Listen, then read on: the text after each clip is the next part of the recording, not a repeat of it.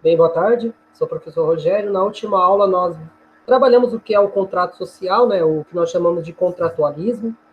Então, nós vimos para que ele serve, né? O contrato social é uma forma que nós usamos de uma forma implícita, que muitas vezes nós agimos de uma forma inconsciente, né? A um comportamento coletivo, e esse comportamento inconsciente é o que nos faz, né? Mantermos em uma sociedade. Né? Então, o papel de que o homem ele abandona a sua vida de selvageria, né, para viver em uma sociedade humana. Então, nós vimos isso com, né, o Thomas Hobbes, que o Thomas Hobbes ele vai beber daquela imagem, do Maquiavel, onde o homem ele é mau por natureza, então o homem ele só é bom quando ele tem algum interesse. E nós vemos também a questão ali, né, do John Locke, né, que ele é um republicano, e ele é um dos pais do liberalismo que dizem o seguinte, né, que o homem ele vive na sociedade, mas ele deve ter participação política. Então, para isso, o contrato social tem que fragmentar o poder em três esferas: o executivo, o legislativo e o judiciário. Então, e a propriedade privada, né, onde o desenvolvimento da economia parte do trabalho. Então, e hoje nós vamos dar continuidade aqui, e eu acho que é um dos pensadores que mais me chama a atenção, né, espero que isso fique bem claro, é um dos pensadores mais simbolismo e um dos pensadores que vai trabalhar essa visão de mundo, né, que é o Jean-Jacques Rousseau. Né, o Rousseau também trabalha essa questão do contratualismo, só que o Rousseau ele tem uma visão diferente. Né? Então, o Rousseau, então a pergunta, a nossa provocação inicial aqui é: será que o homem ele é bom ou ele é mau? E qual o papel da sociedade? Então, a questão do que o Jean-Jacques Rousseau, ele trabalha que o homem ele é bom por natureza, mas a sociedade o corrompe. Então, será que ele é realmente bom? Ou será que ele é mesmo corrompido? Então, é alguma das perguntas que nós ficamos, né, atrelados à nossa inquietação. Bem, então, Jean-Jacques Rousseau, né, ele procurou primeiramente entender, estabelecer uma visão acerca do comportamento humano no chegado estado de natureza, um conceito em filosofia moral e política que denota as condições hipotéticas de como a vida do homem, né, dos humanos, podem ter sido antes da existência de uma sociedade organizada. Né? Então ele vai começar a trabalhar essa visão de que o homem, ele, né, como é que era a vida dele moral. Né? Então a questão da moral a gente sabe muito bem. Né? Então a moral é um comportamento de um grupo social. Né? Então, como é que era essa vida moral, essa filosofia moral que ele tinha antes, né, da vida em grupo? Então, esse tipo de investigação levou seu estudo ao sentido de questionar como os governos emergiram em tal condições. Então, como as pessoas viviam antes da existência de uma sociedade civil, especialmente quais são as razões hipotéticas para estabelecer esses estados-nações. Então, como é que o homem vivia sem essa força do Estado? Sem essa força de uma pessoa dizendo que ele precisa fazer ou não? Né? Então, a questão, o porquê da criação do Estado? Então, qual a necessidade da gente se submeter ao Estado? Né? Então, essa é uma questão muito importante que a gente está frisando. Bem, então, o contratualismo de Rousseau.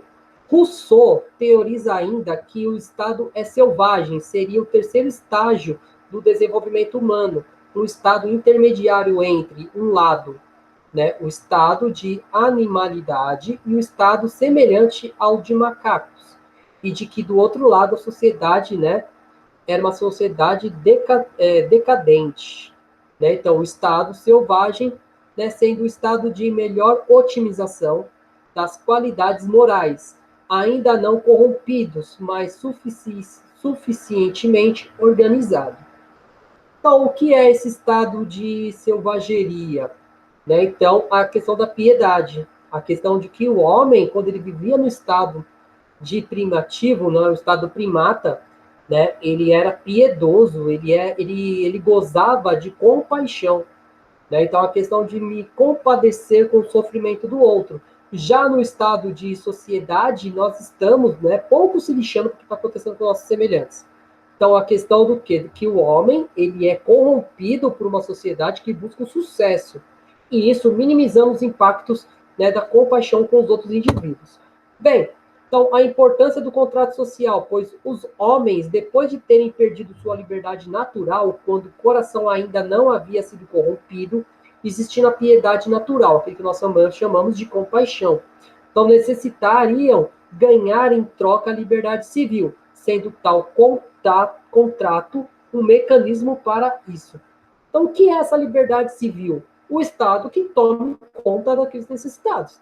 Então, eu não vou me preocupar mais. A questão da piedade não cabe mais a mim, cabe ao Estado. Então, o povo seria, ao mesmo tempo, parte ativa e passiva desse contrato, isto é, agente do processo de elaboração das leis e do cumprimento dessas, né? Compreendendo que obedecer às leis que se escreve para si mesmo seria um ato de liberdade. Então, essa questão de leis, né? Então, as leis, elas servem como cercas, como o Rousseau mesmo vai dizer isso, vai caber como as várzeas do rio. Então, as margens desse rio, para que a água ela continue a percorrer aquele percurso e ela não saia daquela linha. Então, é para isso que existem as leis, para que o homem ele se estabeleça dentro daquela sociedade e continue, né, o seu percurso, não ouse modificar aquilo que as leis determinam. Então, para isso que servem as leis, limitar o homem. Bem, então, o contrato social, na visão de Rousseau, né, preserva a vida humana e garante a liberdade para meio da submissão à autoridade, né, da vontade geral. Então, a questão de liberdade, ela nada mais é o seguinte: eu abro mão de minha liberdade e eu me submeto a uma autoridade. E essa autoridade é que vai dizer o que eu devo fazer ou não. Então, isso é liberdade? Né? É meio duvidoso.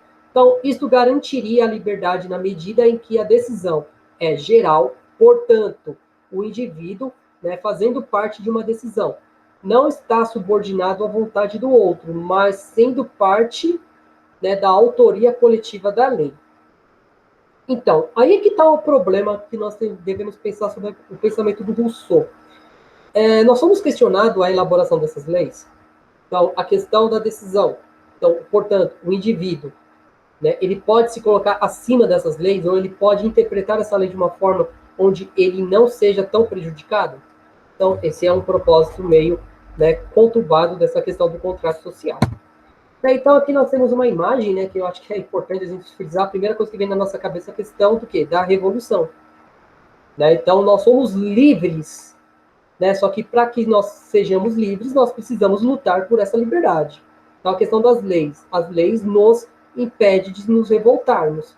Mas, né, dentro do caráter do Rousseau, ele trabalha que o homem, por natureza, ele tem direito a se revoltar, a buscar os seus objetivos. Bem, então, sociedade selvagem. É assim que o homem, né, para Rousseau, se transforma em uma criatura má, né, a qual só pensa em prejudicar as outras pessoas. Então, a questão da lei, ela não existe para o bem comum, ela existe para privilegiar grupos. Um grupo que ele vai se simpatizar com aquilo que você acredita seja verdade. Então, por essa razão, o filósofo idealiza que o homem em estado selvagem, pois a primatividade ela é generosa. Então, a questão de quando o homem ele vive em grupo, então muitas vezes ele não age com toda a violência contra pessoas mais fracas. Então é uma questão de ser generoso. Já no caso do sentido do homem moderno, então ele vai explorar o homem que é mais fraco, que não tem as mesmas condições do que ele. Então isso é uma forma de ser o quê? Ganancioso. Então um dos equívocos cometidos pela sociedade é a prática da desigualdade, seja individual, seja provocada pelo próprio contexto social.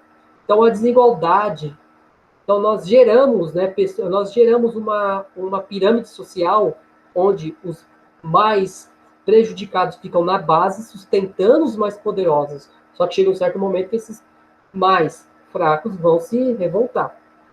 Então, como é que você vai fazer para que isso não aconteça? Dizer que eles estão ali a partir de uma destinação. Então, isso vai provocar um contexto social. Então, você está naquela posição porque existe uma força maior que quer que você faça aquilo. Então, você não tem o direito de se manifestar contra a isso. Então, nessa categoria, ele engloba desde a presença negativa do ciúme no relacionamento afetivo até a instauração da propriedade privada como a base da vida econômica. No caso, né, da propriedade privada, que eu acho que é o mais importante, a gente sempre está frisando. Muitos vão falar, o professor está falando que o Rousseau é comunista. Bem, o Rousseau ele veio antes do Marx, então o Marx ele bebe um pouco da fonte do Rousseau. Mas para o Rousseau, o maior erro do homem foi quando se começa a criar cercas e produzir a imagem da propriedade privada. Então, esse é o maior erro do homem, é quando ele deixa de viver uma vida comunitária e passa a viver uma vida privada, uma vida baseada na economia. Então, quem é o mais importante da sociedade não é aquele que produz, mas sim aquele que detém a propriedade privada. Esse é o maior problema do Rousseau, que o Rousseau coloca. No caso aí do Bom Selvagem, então nós temos essa imagem aí que eu acho que é bem interessante, que é do filme O Avatar, né, que o Avatar, assim, esse filme mostra como o homem, ou como algum tipo de animal consciente, ele vive em harmonia com a natureza, e quando o homem ele abandona esse estado de selvageria, ele vai se tornar um predador dentro desse sistema social, né, dentro dessa comunidade natural. Então, é uma explicação bem simplista, mas é importante que a gente sempre estar frisando. Observando o filme, né, então aquele grupo vivia em paz dentro do seu planeta. O ser humano chega e tenta destruir, buscando elementos que possam ser transformados em riqueza. Então, isso acaba com a questão do bom selvagem. Então, a educação do Rousseau, o Emílio. Né? Então, quando a gente fala em pedagogia de Rousseau, é uma obra, né, um romance chamado O Emílio, né, que ele vai contar a história de um personagem e como é que ele vai ser transformado com o passar do tempo.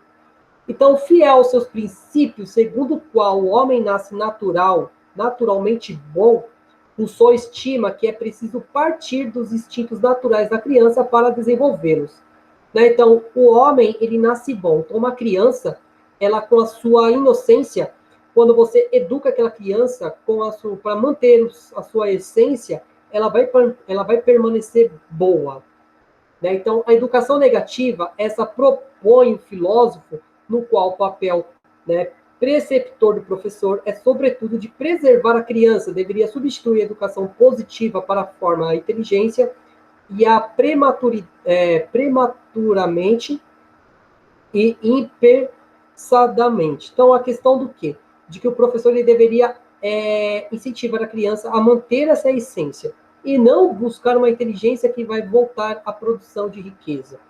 Então, a educação ela é para manter a criança boa e não torná-la um pequeno adulto. Bem, então este, pois, é o modelo básico da educação proposta por Rousseau para substituir a educação tradicional, né, em nome de uma civilização do progresso, obriga homens a desenvolverem na criança a formação apenas do intelecto, né, determinando a educação física, o caráter moral, né, e a natureza própria de cada indivíduo. Então, é o que nós chamamos hoje de educação integral. Então, educação integral não é manter uma criança 8 horas numa sala de aula, é desenvolver nela características do seu, né, de uma forma integral do seu aspecto humano, as suas emoções, os seus aspectos físicos, o caráter de moral, né, então a natureza, né, mantendo aquela criança naturalmente boa, né, e não transformando num pequeno adulto. Bem, então, uma das frases do Rousseau que eu acho interessante, então, a educação do homem começa no momento do seu nascimento. Antes da fala, antes de entender, já, né, se instrui. Então, aquela questão que também o Paulo Freire vai dizer, que o ser humano, ele é inacabado por natureza. Então, a questão do quê? De sempre nós estamos aprendendo, mas a criança, ela aprende reproduzindo aquilo que nós mostramos a ela. Então, muitas vezes, aquilo que nós mostramos a ela é aquilo que ela vai se transformar no futuro breve. Né? Então, só para nós concluirmos aqui. Então, para o pensador, o homem nascia bom e que os valores da sociedade que o corrompia, assim transformando sua natureza. Então, aquela questão do bom selvagem. Né? Então, ele nascia, as características humanas no seu nascimento é uma característica boa. E isso vai transformando com o passar do tempo. Então, o contrato social era uma maneira de controlar o ser humano, impondo valores que buscassem apenas a manutenção do controle da posição, né, de possíveis revoltas do indivíduo. Então, aquela questão do que o homem ele iria manter aquela posição social, ele não ia brigar por nada além daquilo. Bem, então a educação servia para doutrinar o indivíduo, assim a sua ação deveria, né, ser transformada, tornando-se a base para a libertação do educando, né, propiciando a ele a manutenção de sua essência boa. Bem, eu escolhi essa imagem aqui, que é uma imagem que trabalha a questão da utopia, onde vários grupos humanos vivem junto em harmonia, né? Então não existe uma hierarquização. É aquilo que o Rousseau trabalha, a questão da educação como princípio de desenvolver, não uma hierarquia social, mas que todas as culturas sejam aceitas e produzidas pelo lado positivo da humanidade. Bem, então, o contrato social do Rousseau, né, é um elemento bem importante, eu acredito, né, que nós, né, devemos trabalhar o Rousseau não apenas, né, como um filósofo já ultrapassado, mas trazer para os dias de hoje, né? Como o porquê? Para que serve a educação? Né? Será que é só para fazer com que as pessoas se tornem mão de obra, apertadores de parafuso, ou saber do seu papel dentro da sociedade? Né? Então, aí fica o caráter, a provocação que eu faço aqui com vocês, sempre provocando. Gente, para que nós estamos aqui? Se fosse para transformar vocês em apertadores de parafuso, nós estaríamos num outro modelo de educação. Será que isso é palpável? Né? Tem no caso, né, acredito aqui, tem uma, né, uma música chamada The Wall, do Pink Floyd, e esse The Wall trabalha o quê? Que todos nós podemos fazer parte desse mesmo muro, mas transformar todo mundo em tijolos, quadradinhos, iguais, é transformar todo mundo, é transformar uma educação democrática de verdade? Será que isso faz sentido? Aí fica a minha provocação. Bem, gente, então, qualquer dúvida estou à disposição. Vamos continuar, né, pelo menos para mais um pouquinho. Logo, logo a gente vai, né, conseguir melhorar esse contexto todo que nós estamos vivendo. Bem, até a próxima e muito obrigado.